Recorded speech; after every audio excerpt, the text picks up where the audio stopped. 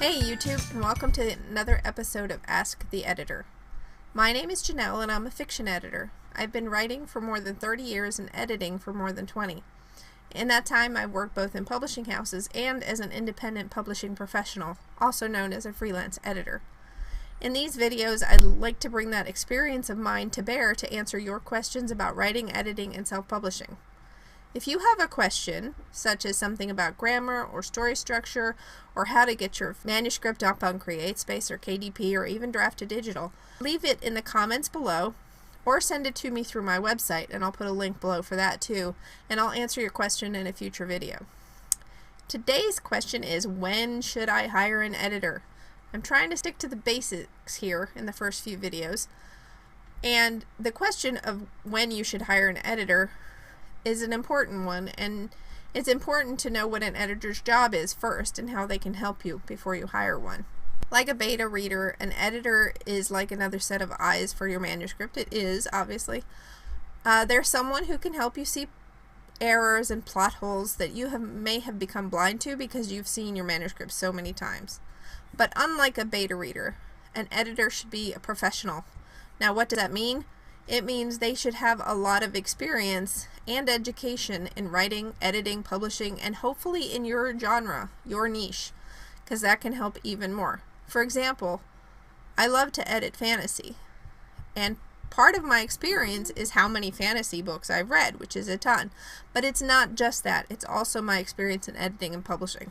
But this experience, it puts editors in a position to give you valuable feedback, targeted feedback that's more likely to help your book succeed.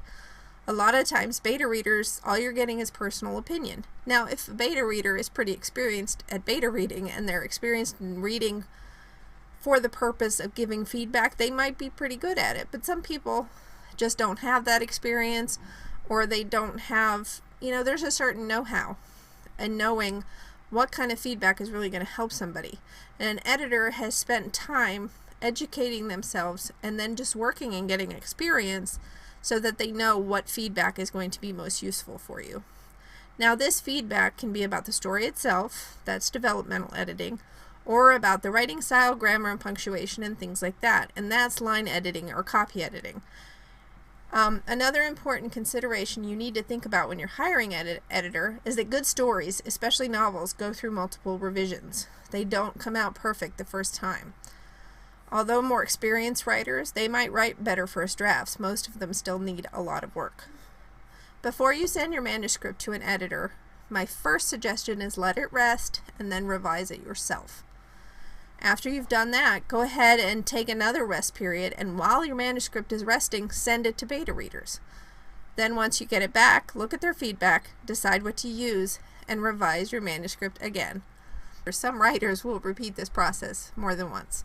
That's up to you.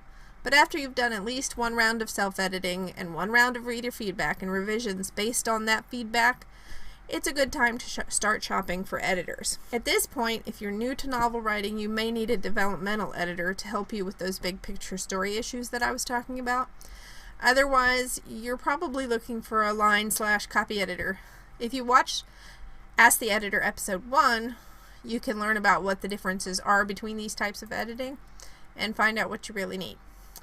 Now, in the past, I've written a blog post and made up an infographic with more details on the editing process and what steps you need to take before you hire an editor, and I'll leave those links below in the video description.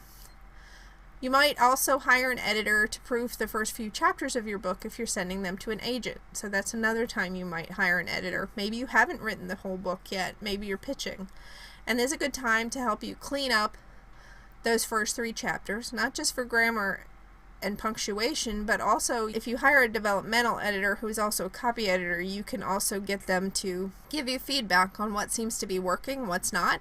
If they're too boring, maybe you started the story too early. A lot of writers like to lay in a lot of backstory to set up their novel, but a lot of times that can bore people, and you want to start with good action, and your editor can help with that. Editors are not just good for editing your novel. You can also hire an editor if you need your back cover copy, also known as your blurb, edited.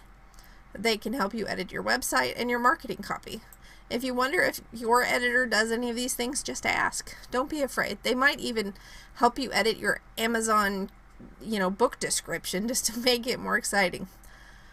Anyway, I hope that helped, and thanks for watching. And remember, if you have a question that you'd like me to answer on this series, Ask the Editor, please leave it in the comments below or send it through my website, and the link is below, and I'll answer it in a future video.